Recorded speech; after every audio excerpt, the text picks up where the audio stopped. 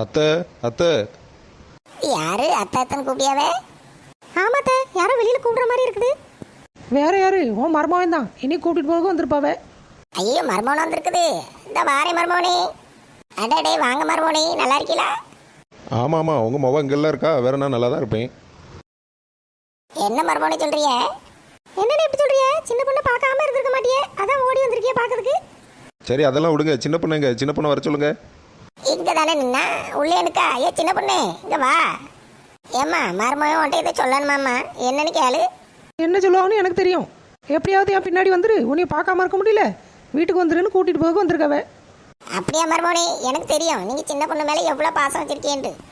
அப்படிலாம் ஒன்றும் இல்லை. சின்ன பொண்ணு இன்னும் கொஞ்ச நாளைக்கு இங்கே இருக்கட்டும்னு சொல்கிறதுக்கு தான் வந்தேன். அப்படிலாம் சொல்லாதீங்கண்ணே, எப்படியாவது கூட்டிட்டு போயிருங்கண்ணே. ஐயா ஆமையா, அவ தொல்லை தாங்க முடியல ஐயா, கூட்டிட்டு போயிருயா எப்படியாவது.